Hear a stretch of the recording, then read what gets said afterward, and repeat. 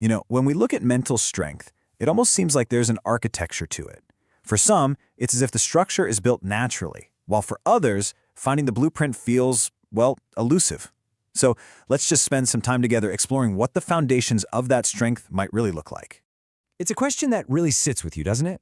What is it that makes some people seem almost unbreakable, while others appear to fracture under even the slightest pressure?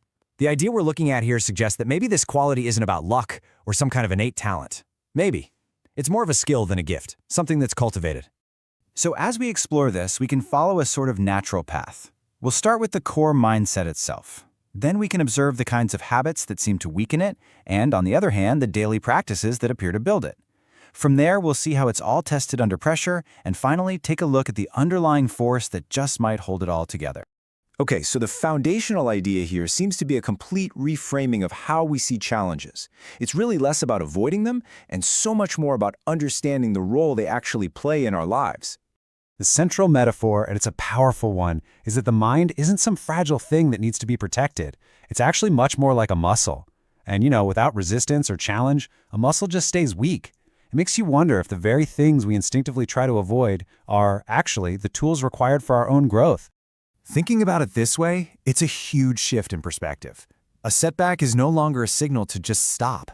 It's just another repetition in the workout. It's not seen as something that breaks a person, but something that forges them. And looking at it from that viewpoint can change the entire experience of hardship. The story of David Goggins is often brought up as a kind of extreme example of this mindset. He didn't just face discomfort, it seems like he actively sought it out. By setting this goal, it seemed completely impossible to become a Navy SEAL while totally out of shape. He used that resistance to literally transform himself. It really does suggest that our perceived limits might be a lot more flexible than we tend to believe. But building this kind of strength, it doesn't seem to be just about adding things. It appears to be about subtraction, too. There are certain behaviors that seem to actively drain our mental resources. And when you look, 3 behaviors really stand out. Complaining, for instance, it seems to keep a person in a passive, powerless state.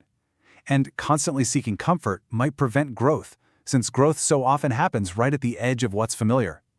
And making excuses, well, that can feel like a way of just surrendering our own personal agency. It seems like stepping away from these habits is a way of reclaiming a sense of control. So, after moving away from those habits, the focus can then shift to what might replace them. The idea is that strength is built through consistent, deliberate actions that are practiced every single day. And these actions aren't random. Each one appears to be a small, voluntary dose of hardship.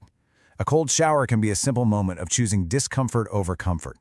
Physical exercise builds a kind of resilience in the body that seems directly linked to the mental kind. Meditation is like training for your focus. And introducing just one difficult task each day can normalize the whole experience of a challenge. Building this muscle is one thing, but how it performs under real-world pressure, that's something else entirely. So the next area of observation is how this strength is actually applied when things get difficult or when failure inevitably happens. This number, it represents a simple but really powerful observation. In those moments of intense emotion, stress, anger, fear, there's an opportunity to create a pause. Just a brief count to 5. It can create a small gap between a stimulus and our reaction to it. And it's in that little space that control over one's emotional response can be found. This introduces another really significant reframing of a common fear. We tend to see failure as something to be avoided at all costs, but here, it's positioned as a simple requirement for success.